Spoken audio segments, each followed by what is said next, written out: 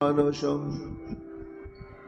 গৌরী প্রেম প্রদাবৈব সর্বত্র সমদর্শিনী নারায়ণ সুতায় চ শ্রীমন্নরহরয়ে নমো বরাপিণভিরামং মৃগমদ তিলকং কুণ্ডলাক্রান্ত গণ্ডং কন্যাক্ষং কম্বুকণ্ঠং স্মেত শুভগমুখং সাধুরে ন্যস্তবেণু শ্যামং শান্তং ত্রিভঙ্গং রবিকর বসনভূষিতং বৈজয়ন্ত্য়া বন্দে বৃন্দাবনস্থ যুবতী শতভৃতম ব্রহ্ম গোপালবেশম নমো নলিন নেত্রায় বেণুবাদ্য বিনোদিনে রাধাধর সুধাপানং শালিনে বনমালিনে হে কৃষ্ণ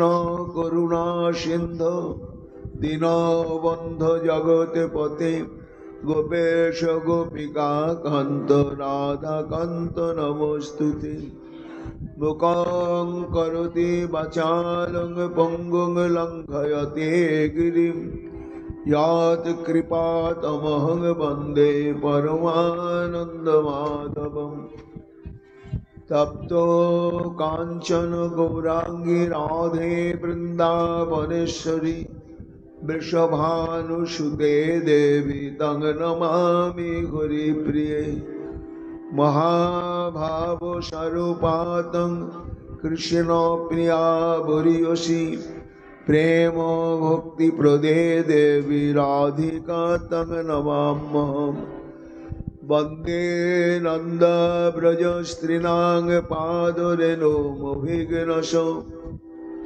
यासां हरिकथादिगीतं पुनाति भुवनत्रयम् आचतुर्वदन ब्रह्मादिबाहुरुपरो हरि अभालुलोचन शम्भुर्भगवान् बदरायणि यां प्रभयन्तमनुपेतमपेतकृतं द्वैपायन विरह कातर यजुहाव पुत्रेति तन्मया तयतरवयो विनेदुस्तं सर्वभूत हृदय मुनिमानुतोऽस्मि तमादिदेवं करुणानिधानं तमालवर्णं सुहितावतारम् अपार संसार समुद्र सेतुं भजामहे श्रीभागवत स्वरूपम् वंशाकल्पतरुभ्यश्च कृपा सिन्धुभ्यैव च पतितानां पावनेभ्यो वैष्णवेभ्यो नमो नमो जय रूप सनातन भट्ट रघुनाथ श्रीजीव गोपाल भट्ट दास रघुनाथ भक्ति भरे बंदी छय गोसाइर चरण यहाँ হইতে বিঘ্ন নাশে অভিষ্ট পূরণ জয় গৌর ভক্তবৃন্দ গৌর যাদের প্রাণ সবে মিলে দেহ মোরে নিতাই গৌর ভক্তি দান নিতাই গৌর হরি বল নিতাই গৌর হরি বল নিতাই গৌর হরি বল নিতাই গৌর হরি হরি বল।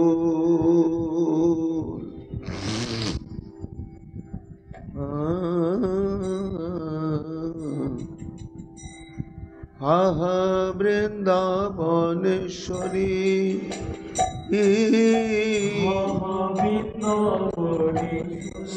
নিতাই গৌর হরি বল আহা বৃন্দাবনেশ্বরী আহা বৃন্দাবনেশ্বরী আহা বৃন্দাবনেশ্বরী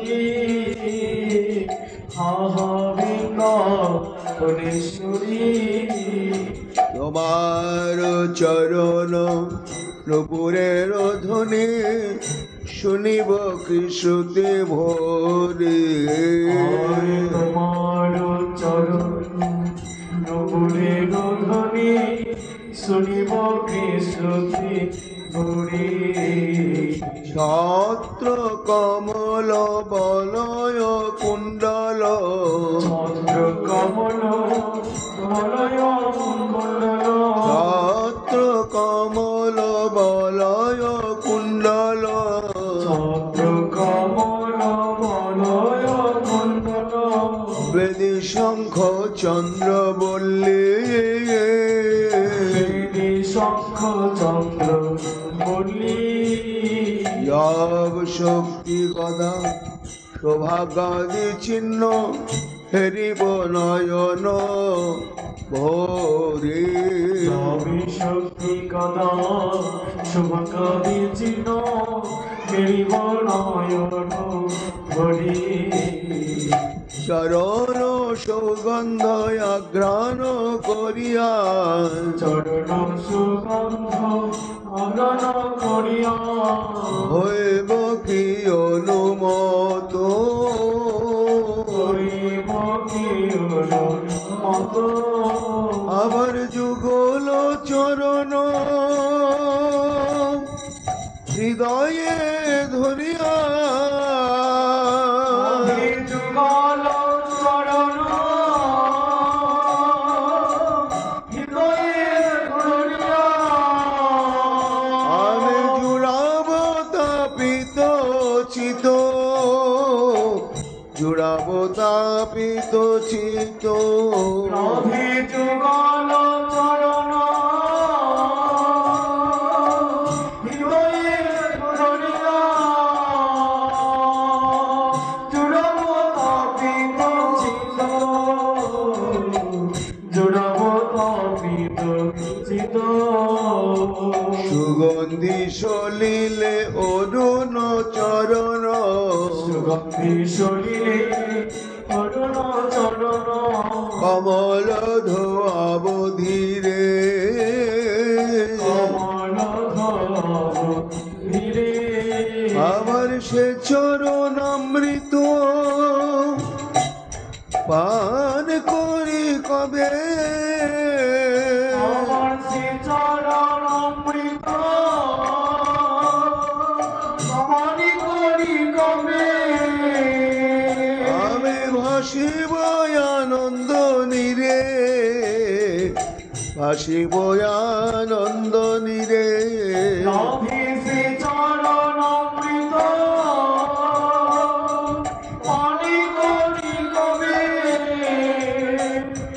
ভাসিব আনন্দ নীরে ভাসিব আনন্দ নীরে রাধে রাধে বলি তোয়া নাম বলে রাধে বলি তোর মা বলি গাইব উচ্চ স্বরে গাইব কি উচ্চ স্বরে নামের সহিতে মোর পরাণ নামের সহিতে মোর পরা যাবে তো আপদ তলে নামের সহিতে মোর পরা যাবে তো পদ বলে শৈলেন্দ্র মুকুট মণি গোবর্ধন সুরেন্দ্র মুকুট মণিকা বর্ধন তটেতে নিবাস করি তটেতে নিবাস করি আর তটেতে নিবাস করি আর তটেতে নিবাস করি কৃষ্ণ দাসে নিবেদন করে পূর্ণ করো প্রাণেশ্বরী হরে কৃষ্ণ দাসের নিবেদন করে পূর্ণ করো প্রাণেশ্বরী হা হা বৃন্দাবনেশ্বরী বৃন্দাবনেশ্বরী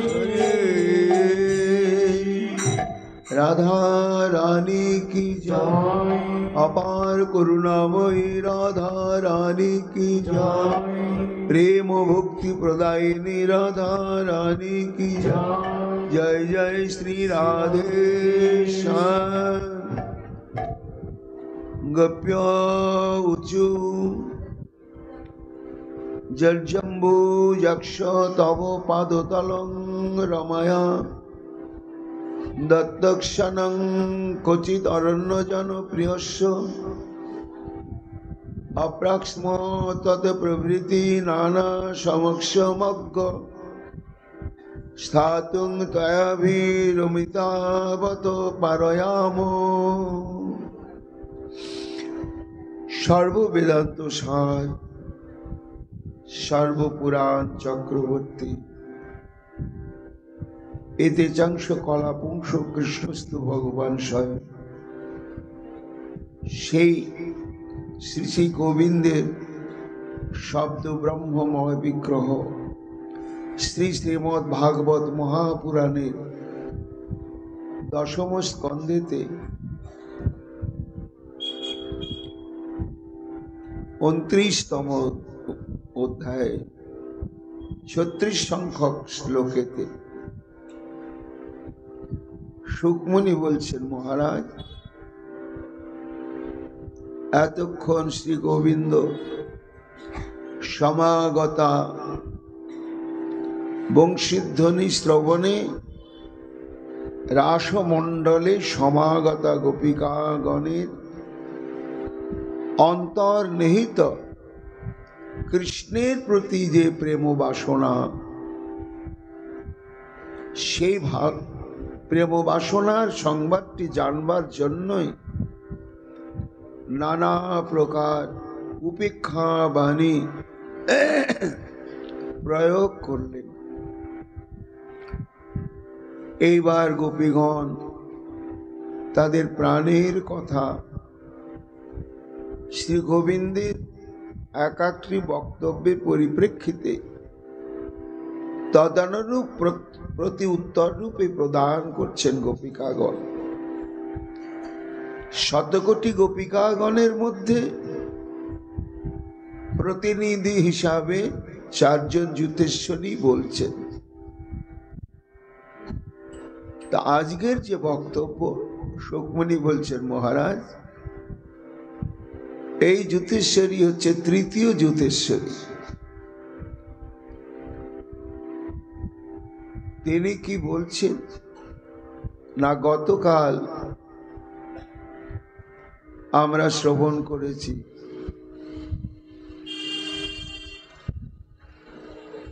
যে গোপীগণ বলছেন যে, হে শ্যামসুন্দর, তুমি আমাদের অন্তঃকরণে প্রসুপ্ত যে ঘুমিয়ে থাকা কামানল, তাকে তুমি প্রজ্বলিত করে দিয়েছ তোমার ওই অদ্ভুত মধুমাখা হাসির ইন্ধনে, বংশীধ্বনিতে,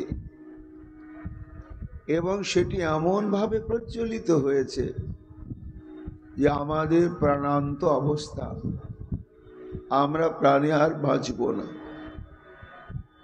এমতো অবস্থায় এই অগ্নি নির্বাপনের একটাই উপায়, সিঞ্চাঙ্গস্তদরামৃত পুরকেন, তোমার অধরামৃত সিঞ্চন করো প্রচুর পরিমাণে, যাতে করে পান করে আমাদের হৃদয়ের অভ্যন্তরে প্রচলিত অনলটি নির্বাপিত হয়ে যায়। এটি দ্বিতীয় যুতেশ্বরী শ্রী গোবিন্দের নিকটে তার মনের কথা অভিব্যক্ত করে বললেন। এবার এখন যেন গোবিন্দ বলছেন যে, ওহো, এই আগুন প্রশমনের যদি এটাই একমাত্র ঔষধ হয়, তা গোপীগণ এই অধরামৃত রসসিঞ্চনেই তো তোমাদের এই হৃদয়ের অগ্নিটি নির্বাপিত হবে, তো সেটা কেন আমার কাছে প্রার্থনা করছো? এটা তো ঠিক যথাবিহিত ধর্মের নীতি অনুসারে হলো না। তোমরা বিবাহিতা এবং সধর্ম আচরণশীলা সবাই কুলবধূ, আর তোমাদের প্রত্যেকের ঘরে ঘরে পতি দেবতা আছে। এখন আমি বুঝলাম যে এই অন্তরের আগুনটি যদি অধরামৃত রসসিঞ্চন ছাড়া নির্বাপিত না হয়, তাহলে সেটা আমার কাছে প্রার্থনা করা তোমাদের উচিত হচ্ছে না। কেন হচ্ছে না? না, এই অধিকারটা আমার নেই। এই অধিকার একমাত্র দাম্পত্য জীবনেই পতি এবং পত্নীর মধ্যেই হয়ে থাকে। এছাড়া আর কখনো অন্য কোনো সম্বন্ধ, অন্য কোনো সম্পর্কের সঙ্গে হয় না। কাজেই তোমরা মূর্তিমন্ত সতীর্থ ধর্মের এক একজন হচ্ছে দৃষ্টান্ত প্রতিমা। তা তোমরাই কেন আর্য সনাতন ধর্মনীতিটিকে এইভাবে অবদমিত করে আমি একজন পরপুরুষ আর তার অধর রস পাওয়ার জন্য বাসনা করছো? এটা তোমাদের একটা ধর্ম বিগড়িত আচরণ। আর লোকসমাজে এই আচরণের কোনো অনুমোদন সমর্থনও নেই। আবার আমার দিকে একবার তাকিয়ে দেখো, আমিও তোমাদের সম্পর্কে পরপুরুষ। দাম্পত্য সম্পর্কের মতন তোমাদের সঙ্গে আমার কোনো সম্পর্কই নেই। তা আমারও তো ধর্ম আছে গোপিকাগণ। আমি একজন অকৃতদার ব্রহ্মচর্য ব্রতাবলম্বী। তা আমি যদি এইভাবে কোনো পররমণীর বদনে আমার অধর রস প্রদান করতে যাই, তাহলে সেটি আমার ক্ষেত্রে ভয়ঙ্কর ধর্ম বিগড়িত কর্ম হবে। এই জন্য তোমরা আমার কথা শোনো, তোমরা ঘরে ফিরে যাও। আর যেভাবে তোমাদের অন্তঃকরণ দাউ দাউ করে জ্বলছে, তাতে ঘর পর্যন্ত তোমরা পৌঁছে যাবে, তার আগে তোমাদের মৃত্যু হওয়ার সম্ভাবনা নেই। এইবার ঘরে ফিরে গিয়ে আপন আপন ঘরে তোমাদের প্রত্যেকেরই তো ধর্মপতি আছে, স্বামী আছে, এবং সেই স্বামীর সঙ্গ করা বা অধরামৃত দান প্রদান ইত্যাদি এটা অবৈধ নয়। এই জন্য তোমরা ঘরে গিয়ে আপন আপন পতির অধরামৃত নিয়ে তোমরা তোমাদের হৃদয়ের যে উদ্দীপ্ত কামানল সেটিকে প্রশমন করো। বিলম্ব করো না, ফিরে যাও। গোবিন্দ আমার চতুর শিরোমণি এত কিছু শুনে, এত কিছু বলার পরেও গোবিন্দ খোঁচা দিতে ছাড়ছেন না। এই জন্য তোমরা ফিরে যাও, গিয়ে নিজে নিজের স্বামীকে বলো, তারাই অধর সুধা প্রদান করবে আর তোমাদের অগ্নি নিভে যাবে। সুকমণি বলছেন, মহারাজ পরীক্ষিত, শ্রী গোবিন্দ যেমন এই মনে করে গোপিকাগণকে ঠিক এই ধরনেরই একটি মন্তব্য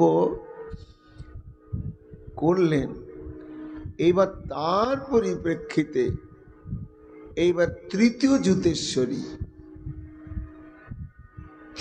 জ্যোতিষ্বরী এবার বক্তব্য রাখছে। বলে, ও হে শ্যামসুন্দর, হ্যাঁ তোমার তো, তুমি মহাধার্মিক, মানতেই হবে, কিন্তু সেই ধর্মজ্ঞানটা কোথায় ছিল? যত গোপ কুমারী কন্যা নগ্ন করি, তপন তনয়া তটে বসন কইলে চুরি। এটা কোন ধর্মশাস্ত্রে আছে বলো তো? আছে কোন শাস্ত্রে? এটা তুমি যে করলে, এটা কি তোমার ধর্মশাস্ত্র অনুমোদিত? শিশুকালে পুতনা তোমাকে মাতৃভাবে স্তন দান করলো, হ্যাঁ, পুত্রবোধে, আর তুমি তার প্রাণটাই নিয়ে নিলে। এটা আবার কোন ধর্ম বলো তো? এই জন্য তোমার ধর্ম চিন্তা, ধর্ম সিদ্ধান্ত আমরা আলাভোলা গোয়ালিনী আমরা বিচার করে স্থির করতে পারছি না। তুমি যে বললে যে অধরামৃত যদি নিতেই হয় আপন আপন পতির কাছে যাও, ভালো ভালো, তোমার মুখেই এই কথাটা সাজে।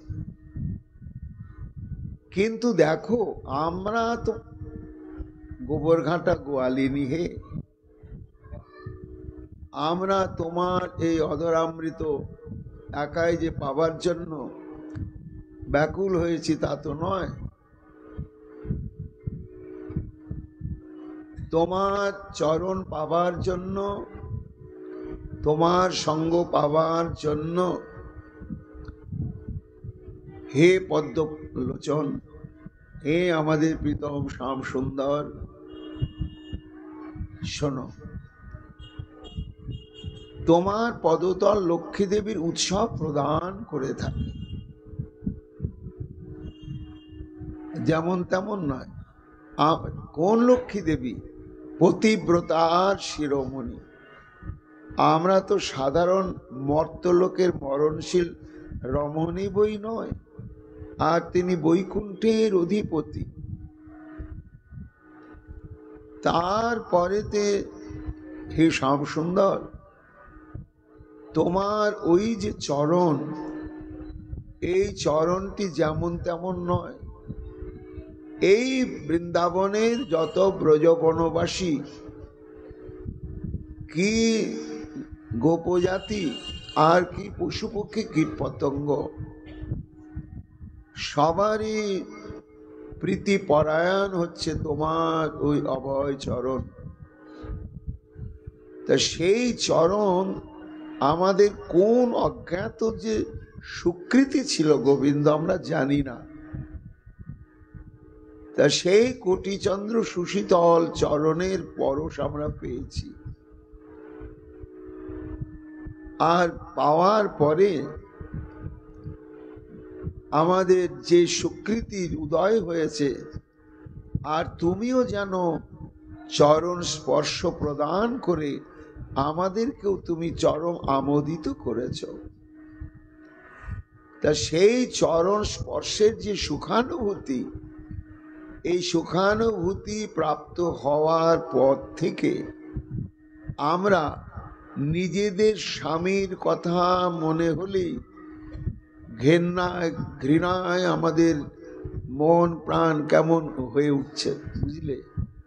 ছিল তো আগে, তাদের সঙ্গে একটা সম্বন্ধ ছিল, প্রয়োজন বোধ ছিল, কিন্তু যেদিন থেকে তোমার ওই চরণ পরশ তুমি কৃপা করে আমাদের বক্ষে প্রদান করেছিলে এবং হাসি মাখা মুখে আমাদের প্রীতি ব্যবহার প্রদান করেছিলে, তাতে যে সুখ, যে আনন্দ, আর ওই চরণ স্পর্শের সর্ব অঙ্গ শীতল করা যে অনুভূতি, সে অনুভূতিটি আমাদের কাছে এমন অপরিহার্য এবং অপার্থিব, চিন্ময়, অনির্বচনীয়, যে স্বামীদের কাছে ফিরে যেতে বলছো আর তাদের অধরামৃত নিতে বলছো, ওই সমস্ত পতিদের কথা মনে হলেই আমাদের ভয়ঙ্কর ঘৃণার উদয় হয়।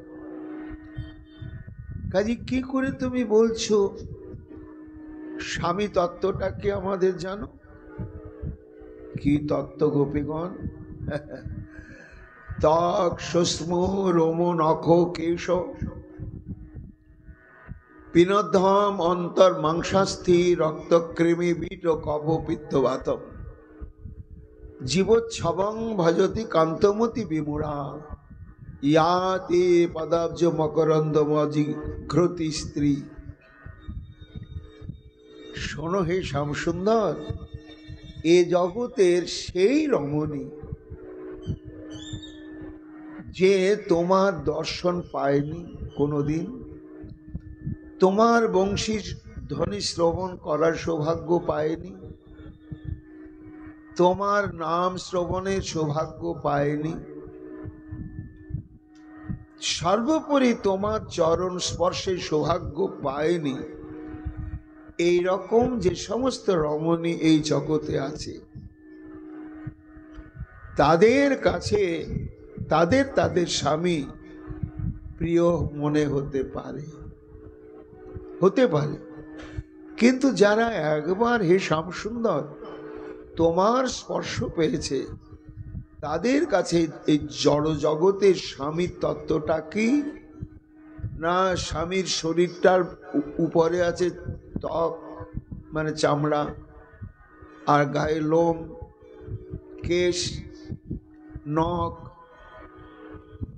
এই সমস্ত, আর চর্মের অন্তরালে কি আছে, মাংস আছে, অস্থি আছে, কৃমি আছে, বিষ্ঠা আছে, কপ আছে, পিত্ত আছে, বাতম আছে। কাজে জীবোচ্ছবং সেটা যেন একটা মাংসপিণ্ড ছাড়া, জীবন মৃত বিগ্রহ ছাড়া আর কিচ্ছুই নয়। তা এমন যে পুতি দুর্গন্ধময় দেহ, সেই দেহের প্রতি শ্রদ্ধা আসক্তি পোষণ করবে সেই রমণীগণ যারা জীবনও একবার কৃষ্ণ নাম শোনেনি, তোমার বংশীধ্বনি শোনে নাই, তোমার অসমর্থ মাধুর্য রূপ দর্শন করে নাই, আর সর্বোপরি তোমার কোটি চন্দ্র সুশীতল অঙ্গের পরশ পায় নাই। কাজী তুমি কোথায় আমাদেরকে ফিরে যেতে বলছো? ফিরে যাওয়ার মতন তো আমাদের মনোবৃত্তিটা রাখোই নি, তুমি হারিয়ে গেছে তোমার চরণ স্পর্শ পেয়ে। সুকমণি বলছেন, এই কথায় গোবিন্দ ভাবলেন, যা আমি একটা যুক্তি খাড়া করলাম তো এটা কেটেই দিল। বলে আমার চরণ স্পর্শ পেয়েছো তোমরা, এটা তো আমি স্মৃতিচারণ করে মনে করতেই পারছি না। কেন? নারী মাতৃ মানে রমণী জাতি সম্পর্কে আমি খুব সাবধান। কেন? আমি ব্রহ্মচারী। সেই জন্য আমি আমার এই চরণ তোমাদের বক্ষে প্রদান করেছি। হে এটা তো আমার স্মৃতিতেই যাচ্ছে না গোপীগণ। স্বপ্নেও কোনোদিন করেছি কিনা জানি না। হ্যাঁ, শিশুকালে তোমরা যখন ছোট ছোট ছিলে, আমিও শিশু ছিলাম, পাড়ায় পাড়ায় খেলাধুলা করতে করতে হয়তো ওই রকম ঘটনা ঘটতে পারে। তো সেটা শৈশবের ঘটনা। তারপরে যে তোমরা এবং আমি প্রাপ্তবয়স্ক হওয়ার পরে এই ঘটনা যে ঘটেছে, এ আমার মনে একেবারেই হচ্ছে না। সেই জন্য তোমরা যে বলছো আমার চরণ স্পর্শ পাওয়ার পর থেকে তোমাদের গৃহপতির প্রতি ঘৃণা এসে গেছে, এটা তোমরা বলছো, কিন্তু যতই বলো সতীর সতীত্ব ধর্ম রক্ষা করাটাই সব থেকে বড়। বুঝলে? এর পরিপ্রেক্ষিতেই তখন গোপীরা বলছে যে শোনো হে, আমরা যে একাই আলাভোলা গোবরঘাটা গোয়ালিনী তোমার চরণ স্পর্শের জন্য লালায়িত হয়েছি, আমরা শুধু নয়, শোনো তোমার ওই চরণ এমন একটি বস্তু, লালসা জাগায় না কার বুকে। এই বলে সেই যুতেশ্বরী আবার দ্বিতীয় মন্তব্য বলছেন শ্রীর যৎ পদাম্বুজ রজস্য কমে তুলস্যা লব্ধ বাপি বক্ষ্যসি পদং কিল ভৃত্য জুষ্টম যস্যা সবীক্ষণ কৃতে অন্যসুর প্রয়াস স্তদ বয়ঞ্চ তব পদরজ প্রপন্না। অর্থাৎ গোপিকাগণ বলছেন, হে শ্যামসুন্দর, দেবাদিদেব মহাদেব এবং ব্রহ্মাদি দেবতাগণ যার কৃপা দৃষ্টি পাবার জন্য সর্বক্ষণ প্রত্যাশা করে আছেন, কার না সেই বৈকুণ্ঠেশ্বরী লক্ষ্মী দেবীর একটু কৃপা দৃষ্টি পাবার জন্য স্বয়ং ব্রহ্মা এবং তদনুরূপ সমস্ত দেবেশগণ তারা প্রয়াসী হয়ে আছে। এমন যে লক্ষ্মী দেবী তার আবার বাসস্থান কোথায়? দেখো, স্বয়ং নারায়ণের হৃদয় প্রদেশে। লক্ষ্মী দেবী হলেন নারায়ণের বক্ষ বিলাসিনী। তা যে লক্ষ্মীর কৃপাদৃষ্টি পাওয়ার জন্য ব্রহ্মারাও প্রয়াসী হয়ে দিন গুনছে, যে লক্ষ্মী দেবীর বসবাসের স্থান হচ্ছে স্বয়ং নারায়ণের হৃদয় প্রদেশে, তা এই হৃদয় প্রদেশে বসবাস করার সৌভাগ্য পাওয়ার পরেও তুমি যে বলছো তোমার চরণ তুলসীর সঙ্গে মিলিত হয়ে, যে চরণ সমস্ত শরণাগত ভৃত্যগণ, দাসগণ, ভক্তগণ নিরন্তর সেবা করে চরণ রেণু পাওয়ার জন্য আরাধনা করছেন, লক্ষ্মী দেবী তোমার সেই চরণ রেণু পাবার জন্য তপস্যা করছে। চিন্তা করো, তাহলে আমাদেরকে তো তুমি আমাদের স্বামীর কাছে ফিরে যেতে বলছো, কিন্তু লক্ষ্মী দেবীর ক্ষেত্রে তুমি কি বলবে? চিন্তা করো। তাহলে যার নারায়ণের হৃদয়স্থিতি, কান্ত সেবা শুকরপুর সঙ্গম হইতে সুমধুর, তার সাক্ষী লক্ষ্মী ঠাকুরানী নারায়ণের হৃদয়স্থিতি, তবু পাদ সেবায় মতি, সেবা করে দাসী অভিমানী। তা এই তো হলো সর্বসতীত্বের শিখর দেশে রয়েছেন লক্ষ্মী দেবী। সেই লক্ষ্মী দেবী যদি তোমার চরণ সেবার জন্য আকাঙ্ক্ষিত, লালায়িত এবং আরাধনা করছেন, সেই ক্ষেত্রে আমাদের দোষ কোথায়? হিসাম, তুমি আমাদেরকে ফিরে যেতে বলছো। শোনো, তোমার এই চরণের প্রতি লালায়িত দেবী রূপে হচ্ছে লক্ষ্মী, সেবিকা রূপে হচ্ছে তুলসী। ভগবানের চরণ ছাড়া কখনো হয় না। আবার নিরন্তর দাস্য ভক্তভাবে সমস্ত এই বৃন্দাবনের রক্তপত্র, আবার সখ্য ভক্ত রূপে তোমার শ্রীদাম আদি সখাগণ, তারাও পর্যন্ত হে শ্যাম তোমার চরণ সেবা করার সৌভাগ্য প্রাপ্ত হয়েছে। কাজেই তুমি কেন বলছো যে তোমার চরণ স্পর্শ বা হৃদয়ে ধারণ করা এটা অধর্ম? এই জন্য তোমার চরণে একান্ত প্রার্থনা, আমরা চিরকাল তোমার ওই চরণ সেবায় আমরা এই জীবন উৎসর্গ করে থাকতে চাই।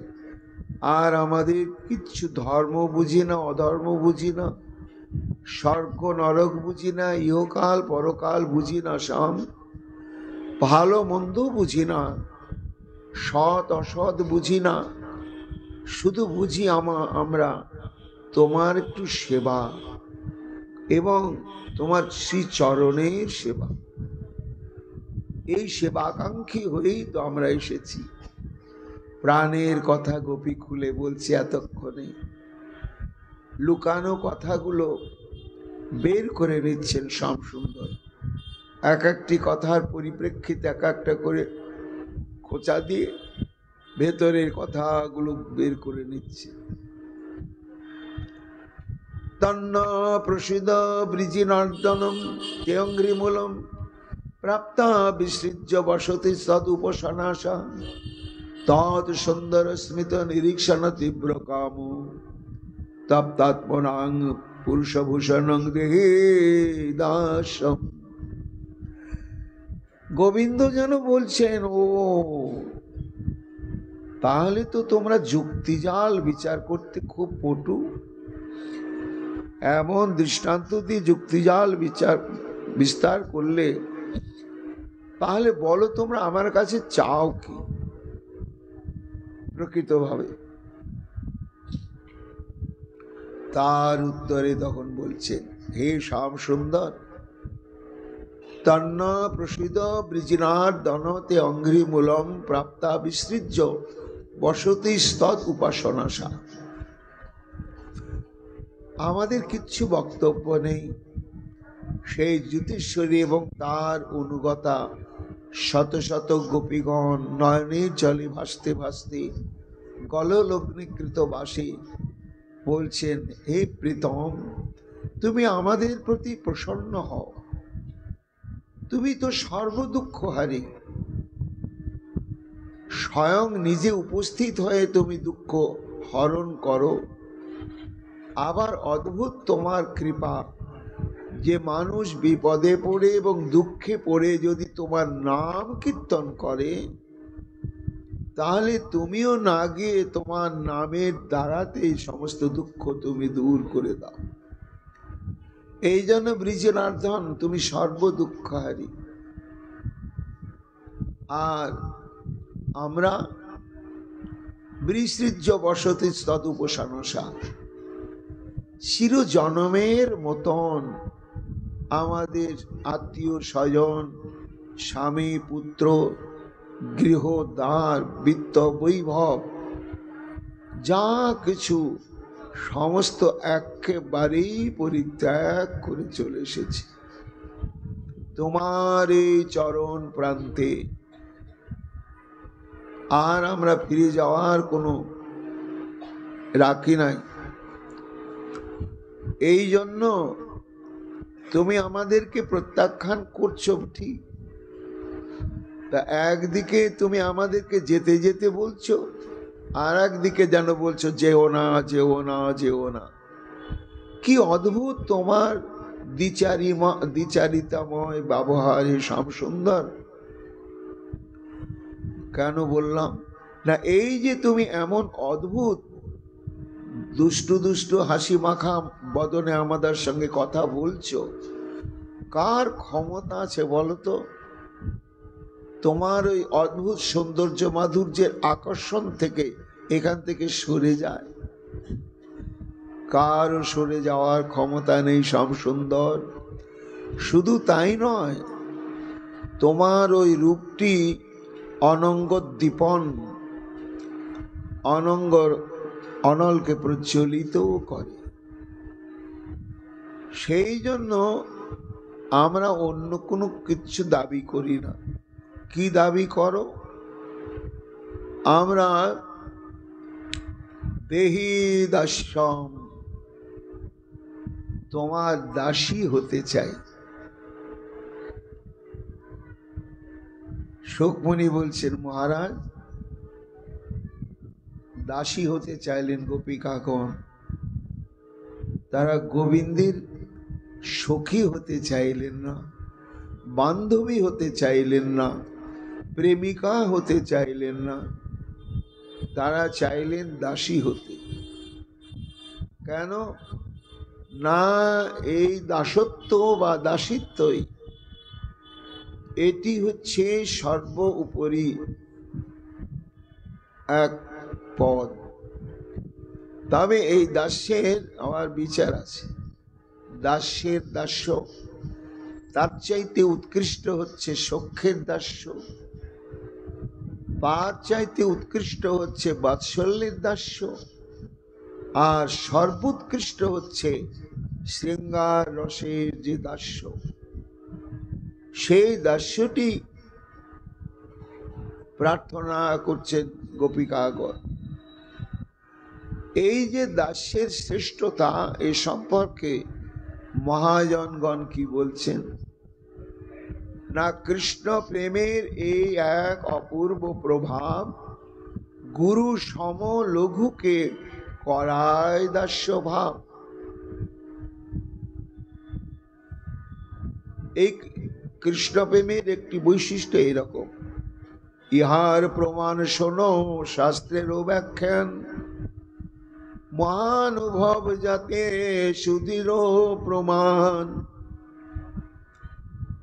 অন্যের কা কথা ব্রজে নন্দ মহাশয়, তার সম গুরু কৃষ্ণের আর কেহ নয়। শুদ্ধ বাৎসল্য ঈশ্বর জ্ঞান নাহি যার, তাহাকেও প্রেমে করায় দাস্য অনুকার। এই যে গোপিকাগণ শ্রীকৃষ্ণের চরণে দাস্য প্রেমটি প্রার্থনা করলেন কেন, এই পরিপ্রেক্ষিতেই মহারাজ পরীক্ষিতকে সুকমণি বলছেন যে এই দাস্যটি হচ্ছেন সর্বশ্রেষ্ঠ। তার প্রমাণ স্বরূপ এবার এক একটি দৃষ্টান্ত তুলে ধরছেন যে দেখো মহারাজ পরীক্ষিত, মহারাজ নন্দের মতো তো আমার গোবিন্দের গুরুস্থানীয় আর কেউ নেই। তিনি হচ্ছেন শ্রীকৃষ্ণের পিতৃদেব। প্রত্যেক দিন চরণ ধুলি মস্তকে নিয়ে গোচারণে যান এবং সহস্তে পাদুকা বহন করেন। এই জন্য সব থেকে গুরুজন হচ্ছে আমার গোবিন্দের নন্দ মহারাজ। কিন্তু এই নন্দ মহারাজ পর্যন্ত দেহ রতি মতি মাগে কৃষ্ণের চরণে, তাহার সেমুখ বাণী তাহাতে প্রমাণে। কবে মহারাজ নন্দ কৃষ্ণের দাস হওয়ার বাসনা পোষণ করেছিলেন না, শ্রীমদ্ ভাগবতে রয়েছে। যখন শ্রী গোবিন্দ আমার উদ্ধবকে পাঠালেন যে আমার পিতামাতা এবং গোপীগণের বিয়োগ ব্যাধি তুমি একটু আমার কথা শুনিয়ে প্রশমন করে এসো, তখন উদ্ধব এলেন নন্দগ্রামে কৃষ্ণের মতোই দেখতে, ভেদ নাই আকৃতিতে। দেখার সঙ্গে সঙ্গে মহারাজ নন্দ চিনতে পারলেন এরই নাম উদ্ধব। আমার কানাই বড্ড ভালোবাসে, দেবভাকের পুত্র। তারপরেতে কথোপকথন আরম্ভ হলো। তা গোবিন্দের প্রতি নন্দ মহারাজের যে বাৎসল্য প্রেমের গভীরতা, এর সম্যক উপলব্ধি করে উদ্ধব একেবারে বিস্মৃত হয়ে গেলেন। তার অন্তঃকরণ একটু প্রচ্ছন্ন অভিমান ছিল জ্ঞান মিশ্রা ভক্তির, যে একমাত্র শ্রীকৃষ্ণকে আমি বুঝি জগতে আর ভালোবাসি, আমার মতো কৃষ্ণকে কেউ ভালোবাসতে পারে না।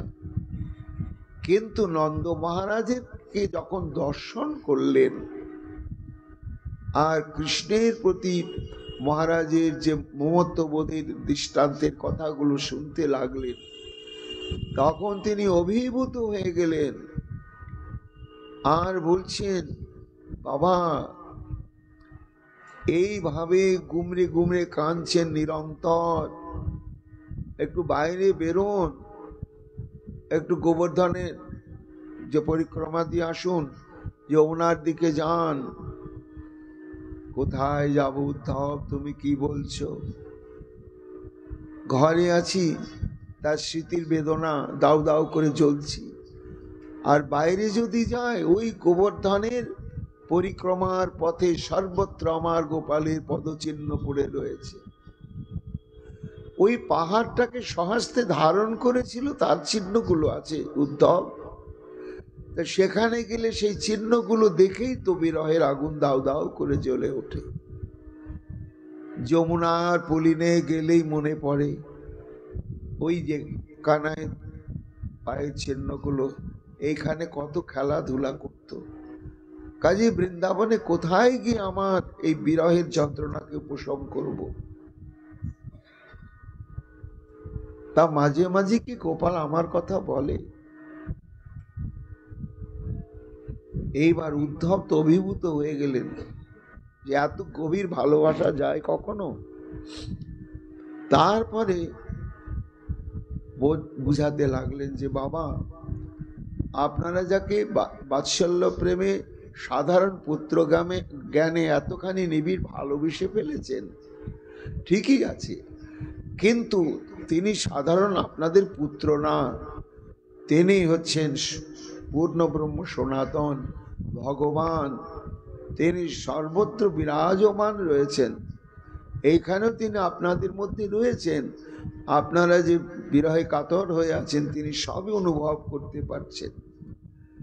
এই বলে যখন উদ্ধব ঐশ্বর্যাত্মক ভগবত বুদ্ধি মাখা কথা শোনাতে লাগলেন শ্রীকৃষ্ণ সম্পর্কে, তখন মহারাজ নন্দ এই কথা বলেছিলেন যে দেখো, শোনো উদ্ধব, সত্য কৃষ্ণ আমারও তনয়, দেহ ঈশ্বর হেন যদি তোমার মনে লয়। আচ্ছা, গোপাল আমাদের গোপাল, কিন্তু তোমরা মহাজ্ঞানী তো, শাস্ত্রজ্ঞ, তোমাদের বিচারে আমার গোপাল যদি ঈশ্বর হয়, তাহলেও তথাপি তাহাতে মোর রহু মনোবৃত্তি, তোমার ঈশ্বর কৃষ্ণে হোক মোর মতি। এই যে এইখানেই নন্দ মহারাজের দাস্য ভক্তির ঘোষণা। শোকমণি বলছেন, মহারাজ, কেন গোপিকাগণ শ্রী গোবিন্দের বক্ষবিলাসিনী হওয়ার অধিকারটা না চেয়ে চরণ সেবাকারিণী দাসী বা দাস্য ভক্তি প্রার্থনা করছে? মনসবৃত্তয় নস্যু কৃষ্ণ পদাম্বুজাশ্রয়া বচবিধায়িনীর রামাং কায়স্তৎ প্রবহনাদিষু। অর্থাৎ উদ্ধব, তো আমার গোপাল যদি তোমার দৃষ্টিভঙ্গিতে ভগবানই হয়, তাহলে আমাদের মনের যত মনোবৃত্তিগুলো আছে সেই ভগবান কৃষ্ণের চরণকেই আশ্রয় নি দাস্যভাব। আমার বাকশক্তি তারই গুণানুকীর্তন করুক, আর এই দেহটি নিরন্তর তাকে নমস্কার করুক। এই জন্য সুকমণি বলছেন, মহারাজ, এই দাস বা দাসী হওয়াটাই হচ্ছে সব থেকে শ্রেষ্ঠ বাসনা। এ তো গেল বাৎসল্যের ক্ষেত্রে। এইবার সখ্যের ক্ষেত্রে মহারাজ, শ্রীদাম আজি ব্রজে যত সখার নিচয়, ঐশ্বর্য জ্ঞানহীন কেবল সখ্যময়, কৃষ্ণ সঙ্গে যুদ্ধ করে স্কন্ধে আরোহণ, তারা দাস্য ভাবে করে চরণ সেবন। এই যে শুদ্ধ সখ্য মানে ঐশ্বর্য জ্ঞান শূন্য, খেলায় হেরে গিয়েছে, যে হেরবে সে কাঁধে নেবে, আর যারা জিতবে তারা কাঁধে চাপবে। তা কৃষ্ণ হেরে গিয়েছে শ্রীদামের সঙ্গে খেলতে খেলতে, শ্রীদাম জিতে গিয়েছে। এবার শ্রীদামের গাট্টা গোটা চেহারা ভারী একটু, তা বলছে, শ্রীদাম তুই ভারী, কি করে কাঁধে নেব, বলে ভারী পাতলা কি, হেরে গিয়েছিস হেরে গিয়েছিস, আর হেরে গেলে কাঁধে নিতেই হবে, এটা তো চুক্তি আছে। জোর করে কাঁধে চাপছে। সখা শুদ্ধ সখ্যে করে স্কন্ধে আরোহণ, তুমি কোন বড় লোক, তুমি আমি সম। এই রকম যেখানে সখ্য প্রেম, সেখানেও দাস্য ভক্তি কেমন? না পাদ সম্বাহনং চক্রু কেচিত্তস্য মহাত্মন অপরে হত পাপাত্মান ব্যজনই সমবিজয়। অর্থাৎ গোচারণ করতে করতে হঠাৎ সখারা দেখছে ঘরমাত্র কলেবর কৃষ্ণের, এ কানায় তুই ক্লান্ত হয়ে পড়েছিস সোনা, আয় আয় আয়, একটু জিরে একটু বিশ্রাম করতো, একটু বিশ্রাম করতো। এই বলে কচি কচি পল্লব সংগ্রহ করে বিছানা বিছিয়ে দিয়েছে। বিছিয়ে দিয়ে কোনো সখা বসে পড়ে বলছে আমার কোলে মাথাটা রাখ। আর গোবিন্দ সেইভাবে শয়ন করেছেন। তখন পাদ সম্বাহনং চক্রু কেচিত্তস্য মহাত্মন।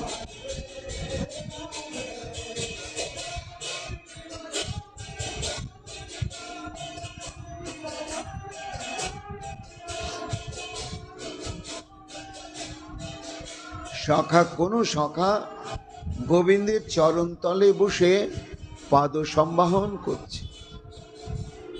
এই হচ্ছে দাস্য ভক্তির চূড়ান্ত দৃষ্টান্ত। তা এরা তো সখা, এদের মনে সর্বক্ষণ কাঁধে করা কাঁধে চড়ায় ভাবটা থাকা উচিত, কিন্তু এদের মধ্যেও কৃষ্ণের চরণ সেবা করার মনোবৃত্তিটা রয়ে গেছে। কেন রয়েছে? না, এই দাস্য বৃত্তিটি হচ্ছে সর্বশ্রেষ্ঠ। এরপরে দৃষ্টান্ত বলছেন শুকমুনি মহারাজ, শোনো, এ তো গেল পিতামাতার কথা, সখাদের কথা। কৃষ্ণের প্রেয়সী ব্রজে যত গোপীগণ যার পদধূলি করে উদ্ধব প্রার্থন, তার সভা উপরে কৃষ্ণের প্রিয় নাহি আন, তারা আপনাকে করে দাসী অভিমান। অর্থাৎ শুকমুনি বলছেন, মহারাজ দেখো, গোবিন্দের যত যত প্রেয়সী রয়েছে তার মধ্যে একমাত্র বৃন্দাবনের গোপিকাগণই হচ্ছেন সবার শ্রেষ্ঠ। তা সেই গোপিকাগণের পদধূলি প্রার্থনা করছেন, বন্দনা করছেন ভক্তরাজ উদ্ধব মহাশয়। এমন যে গোপিকাগণ তারা আপনাকে করে দাসী অভিমান। গোপীগীতে গোপিকাগণ বলছেন আত্মপরিচয়, প্রযোজনার্থী হন বীর যোষিতা নিজ জনস্ময় ধ্বংসন স্মিত ভজ সখে ভবৎ কিং করিস মন জলরুহানন চারু দর্শয় চারু দর্শয়। গোপী গীতে গোপিকাগণ নিজেদের পরিচয় দিচ্ছেন, অন্তর্ধ্যান করেছেন শ্রীকৃষ্ণ। তাই বলছেন, হে শ্যাম, তুমি আমাদের মধ্যে কোনো অহংকার অভিমান উদয় হয়েছে মনে করে কি প্রশমন করবার জন্য তুমি অন্তর্ধ্যান করেছ? এটার জন্য তো প্রয়োজন ছিল না। কেন? নিজ জন স্ময় ধ্বংসন স্মিত, তোমার একটু মুচকি হাসি আমাদের অন্তরের সমস্ত অভিমানকে ধ্বংস করার একটা শক্তিশালী ঔষধ। মানিনি মান মথন মুচুকায়নি মুনি মানস মুরোচান। গোবিন্দ দাস বলছেন যে কৃষ্ণের হাসিটি কেমন গোপিকাগণের মান অভিমান নাশক। বলছেন মানিনি মান মথন মুচুকায়নি, দুর্জয় মানিনীগণ মান করেছে প্রতিজ্ঞা কৃষ্ণের সঙ্গে জীবনে কথা বলবেন না, সম্বন্ধ আর রাখবেই না, স্পর্শ করবে না, তাকাবেও না। কিন্তু মথনমুচুকায়নি, এই তাদের সমস্ত মনোভাবকে মন্থনকারী হাসি, হাসিতে আবার সব শেষ হয়ে যায়। তাই গোপিকাগণ বলছেন যে আমাদেরকে এই বিরহ অগ্নিকুণ্ডের মধ্যে নিক্ষেপ করার কি প্রয়োজন ছিল? যদি তুমি আমাদের মধ্যে অভিমানের কোনো গন্ধ পেয়েছিলে, তো ওই অভিমান নাশ করার ওষুধটা তো তোমার একটু হাসি। তাই হে শ্যাম সুন্দর, এই বিরহ আমরা সহ্য করতে পারছি না। আমরা অন্য কেউ নয়, সখে ভবৎ কিঙ্করী, তোমারই দাসী। সুকমণি বলছেন, মহারাজ দেখলে তো গোপিকাগণ এখানে বললেন না যে তোমারই বক্ষবিলাসিনী বা চিরসঙ্গিনী বা প্রেমাস্পদা, বললেন ভবৎ কিঙ্করী। তা এরা তো উন্নত উজ্জ্বল রসের আরাধনায় গোবিন্দকে ভালোবাসেন, কিন্তু এদের মনেও দাসিত্ব ভাব অন্তরে জাগলো।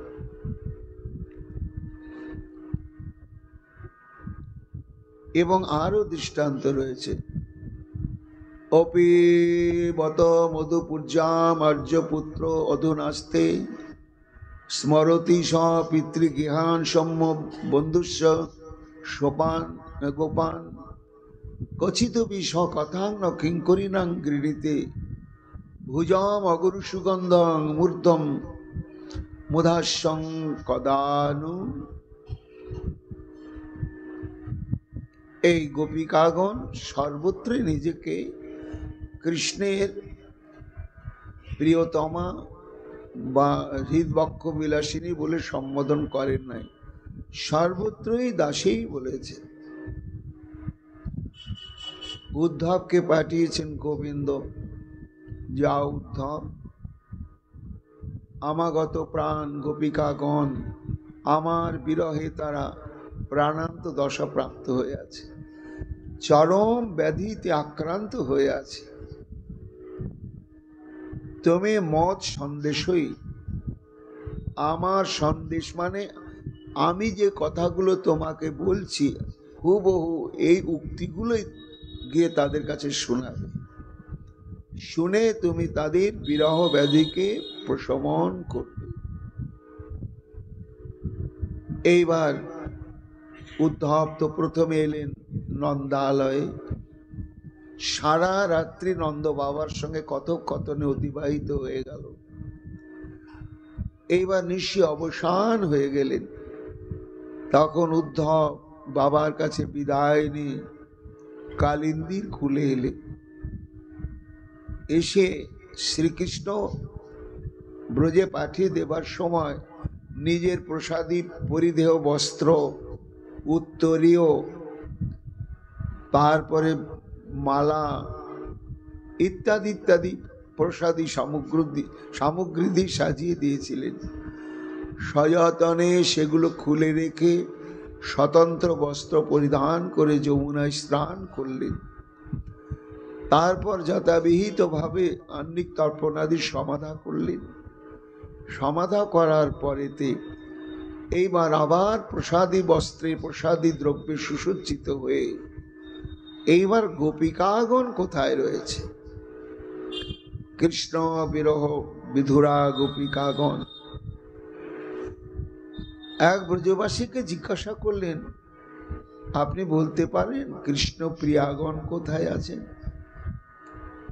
ব্রজবাসী তো আশ্চর্য হয়ে তাকাচ্ছে, কৃষ্ণ প্রিয়া? আরে প্রিয়া মানে হচ্ছে সহধর্মিনী।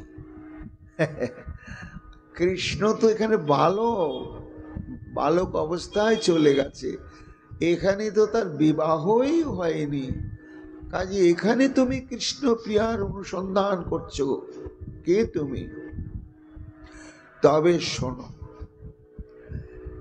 হ্যাঁ, এই গোকুলে কিছু কিছু বালিকা তারা কৃষ্ণকে এমন ভালোবেসেছিল যে ভালোবাসার গভীরতা কেউ মেপে বলে দিতে পারবে না।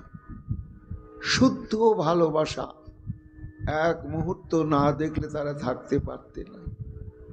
কিন্তু যেদিন অক্রূর এসে শ্রীকৃষ্ণকে নিয়ে গেল, তারা অনেক চেষ্টা করেছিল কৃষ্ণকে ব্রজে রাখবার জন্য, কিন্তু এই বালিকাদের কথা কেউ গুরুত্ব দেয়নি। তারপরে কৃষ্ণ যখন মথুরায় চলে গেলেন, তারা পথে বাধা দেওয়ার জন্য পথে গিয়ে দাঁড়িয়েছিল। রথ চলে যাওয়ার পরে তারা আবার ফিরেনি, গভীর অরণ্যে তারা থাকে। কিভাবে জীবন যাপন করে তারাই জানে। কখনো কখনো যদি তাদের মধ্যে একজন দুজন বেরিয়ে আসে, তো তাদের শরীর থেকে সন্তাপ বিকীর্ণ হচ্ছে। এই জন্য তাদেরকে অনুসন্ধান করতে গেলে তোমাকে বৃন্দাবনের অরণ্যেই খুঁজতে হবে। অনুসন্ধান করতে করতে করতে করতে তখন গোপীদের সঙ্গে দেখা হলো। গোপীদের সঙ্গে দেখা হয়ে বুঝতে পারলেন যে গোপী প্রেমের স্বরূপ কেমন। তারপরে কথোপকথন হলো। গোপীগণের কৃপা দৃষ্টি পড়ল উদ্ধবের প্রতি। তখন শ্রীমতী রাধারানীর দর্শনের সৌভাগ্য লাভ হলো। রাধারানী তো কৃষ্ণ বিরহ পাপে সন্তাপ্তা হয়ে দিব্য উন্মাদ দশা প্রাপ্ত হয়ে আছেন। এই জন্য তিনি প্রলাপ বকছেন। ওই সময় একটা ভ্রমর এসে রাধারানীর চরণে গুঞ্জার করছিলেন, আর উদ্ধব অনতি দূরে দাঁড়িয়ে আছে। তো জানো, ভ্রমরকে উদ্দেশ্য করে যা বলা হচ্ছে তাই উদ্ধবকেই বলা হচ্ছে। এইভাবে 10টি শ্লোক দিব্যোন্মাদের চিত্রজল্প রাধারানী প্রকাশ করে সমগ্র ব্রহ্মাণ্ডে গোপী প্রেমের যে কি মহিমা, অবাং মানুষ গোচরম শুদ্ধ পবিত্র ভাব, সেটি ব্যক্ত করলে। করার পরে যখন ভাবের তরঙ্গটি প্রশমিত হলো, তখন উদ্ধব অপিবত মাধুর্য মধুপূর্যাম আর্যপুত্র অধুনাস্তে। আচ্ছা বলো তো উদ্ধব, আর্যপুত্র শ্রী গোবিন্দ মথুরায় আছেন কি? হ্যাঁ হ্যাঁ আছেন। অপি স্মরতি পিতৃজ্ঞান সৌম্য বন্ধক সোপান। আচ্ছা উদ্ধব বলো তো, তাহলে কি মাঝে মাঝে একটু মনে করে নন্দ বাবার কথা, মা যশোমতীর কথা? দেখো, মানুষ যদি সংসার ত্যাগী সন্ন্যাসী হয়ে যায়, দীর্ঘকাল যদি পিতামাতার সম্বন্ধ থেকে দূরে থাকে, তা যতই দূরে থাকুক আর যতই সন্ন্যাস ধর্ম অবলম্বন করুক, পিতা মাতাকে কেউ ভুলতে পারে না। তাহলে তার পিতা মাতাকে মনে করে উদ্ধব? আগে পিতা মাতার কথা জিজ্ঞাসা করছে, তারপরে বলছেন আচ্ছা উদ্ধব তাহলে স্মরণ করে। আচ্ছা, এখানে তার অভিন্ন হৃদয় সব বন্ধু ছিল, সেই সব বন্ধুকে কি স্মরণ করেন? আচ্ছা, তারপরে শোনো, এখানে তার হিতাকাঙ্ক্ষী বহু গোপগণ ছিল, তাদের কথা কি ভাবে? বলতে বলতে সুকমণি বলছেন, মহারাজ পরীক্ষিত, তখন রাধারানী বলছেন যে ন কিঙ্করিণাঙ্গৃণীতে, আমাদের মতন তার যে নগণ্যা দাসী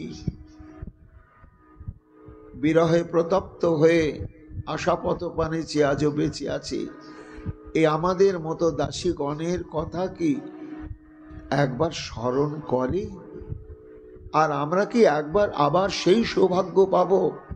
ভুজম অগুরু সুগন্ধং মূর্ধু মুদাস্যাৎ কদানু, সে অগুরু চন্দনে সুগন্ধিত সুডোল সুগোল বাহু যুগল দ্বারা আবার নিবিষ্ট আমাদেরকে কখনো কি আলিঙ্গন করবেন?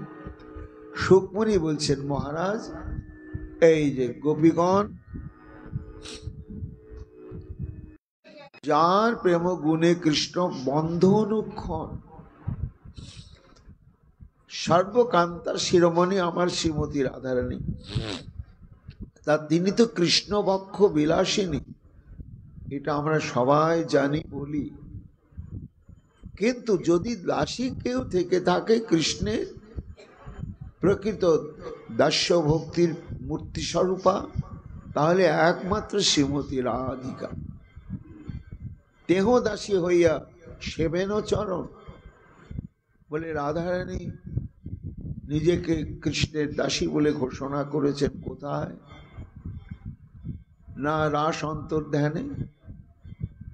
যখন শ্রী গোবিন্দ আমার রাধারানীকে নিয়ে যেতে যেতে রাধারানী যখন বললেন যে আমি আর চলতে পারছি না মাধব, তুমি আমায় নিয়ে চলো, তখন শ্রী গোবিন্দ আমার অবলীলা ক্রমে সেইখানে অন্তর্ধান করলেন। তো যখন অন্তর্ধান করলেন তখন হৃদয় বিদারী আর্তনাদ করে উঠলেন রাধারানী। হা নাথ রমণ পৃষ্ঠ কাশী মহাভুজ, দর্শস্তে কৃপণায় মে সখে দর্শয় সন্নিধি। হা নাথ, হা রমণ, হা প্রিয়তম, হে আজানুলম্বিত ভুজধারী মহাভুজ, তুমি কোথায়? হে তুমি কোথায়? এই বলে নিজেকে পরিচয় দিচ্ছেন। দর্শাস্তে কৃপণায় আমি শখে দর্শয় সন্নিধি, আমি তোমার দাসী, একান্ত দাসী, তাই তুমি আমাকে ছেড়ে যেও না, তুমি যেখানে যাও সেখানে আমাকে নিয়ে চলো। দ্বারকাতে রুক্মিণাদি যতে কো মহিষী, তাহারাও আপনাকে মানে কৃষ্ণ দাসী। এবং দ্বারকা যত মহিষী বৃন্দ আমার গোবিন্দের, তারা তো বৈধভাবে কৃষ্ণের স্ত্রী, কাজেই তাদের মধ্যে সহধর্মিনী অভিমানটা স্বাভাবিক থাকা। কিন্তু সেই অভিমানের অন্তরালে মূল অভিমানী হচ্ছে আমরাও কৃষ্ণদাসী। আনের কি কথা বলদেব মহাশয়, যার ভাব শুদ্ধ সখ্য বাৎসল্যাদিময়, দেহ আপনাকে করেন দাস্য ভাবনা, কৃষ্ণদাস ভাব বিনু আছে কোন জনা। সহস্র বদন যেহ শেষ সংকর্ষণ, 10 দেহ ধরি করে কৃষ্ণের সেবন। অনন্ত ব্রহ্মাণ্ডে রুদ্র সদাশিবের অংশ, গুণাবতার তেহ সব অবতংশ। তেহ যে করেন কৃষ্ণের দাস্য প্রত্যাশ, নিরন্তর কহে সে মই কৃষ্ণদাস।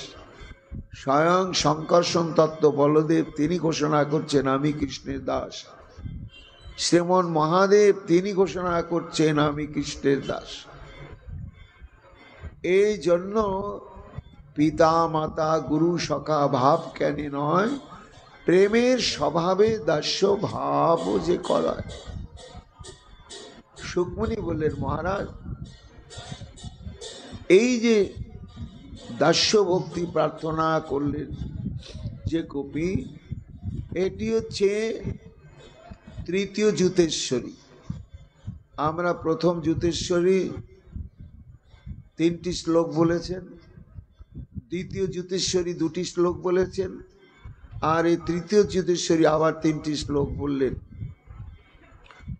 এইবার চতুর্থ জ্যোতিশ্বরী আর আবার কি বক্তব্য, মহাপ্রভুর কৃপা হলে আগামীকাল আমরা শ্রবণ কীর্তন করব।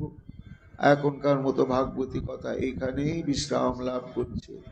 নিতাই গৌর হরি বল, গৌর হরি বল, গৌর হরি বল।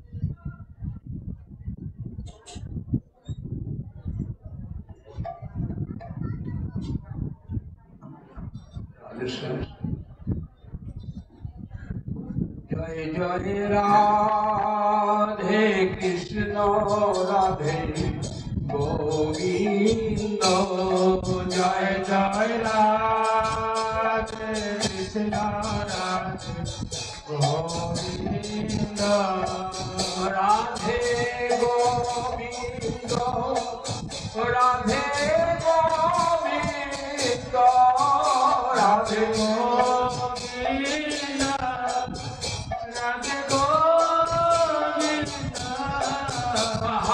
রাধে রাধে গোবিন্দ রাধে